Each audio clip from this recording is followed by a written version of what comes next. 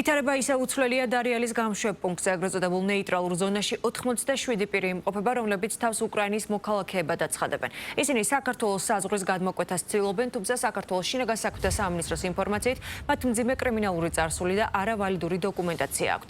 საკითხთან დაკავშირებით განცხადება გავრცელა უკრაინულმა მხარემაც. საგარეო საქმეთა სამინისტროს პრესსამსახურის მიერ გავრცელებულ კომენტარში ნათქვამია, რომ უკრაინა თანამშრომლობს ქართულ მხარესთან, რათა სწრაფად მოხდეს სატრანზიტო გზის განბლოკა და დარიალის საზღვრო პუნქტში მყოფი უკრაინის მოქალაქეების სამშობლოში დაბრუნება. დარიალის საზღვრო პუნქტზე გაჩერებული პირების საქმე უკვე მეორე დღეა შეფასებების თემა პოლიტიკურ სპექტრში.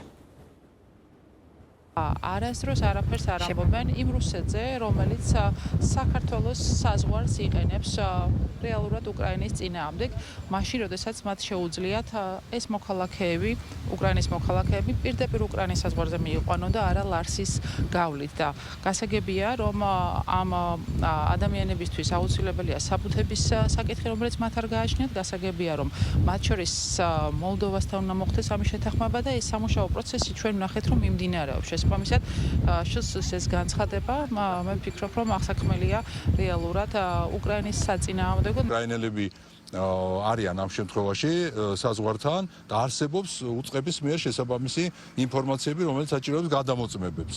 ამიტომ ამ საკითხთან დაკავშირებით გარკვეული ტიპის манипуляციები უკვე არის მოძველებული მეთოდები. კიდევ ერთხელ ვიმეორებ, ნებისმიერი ქვეყნიდან, ეს იქნება უკრაინა თუ ნებისმიერი ქვეყანა, ნებისმიერი ტიპის მოქალაქეზე ხდება ინფორმაციის შესწავლა და აქედან გამომდინარე ხდება გადაწყვეტილების მიღება. ამაში არაფერი უცნაური არ არის.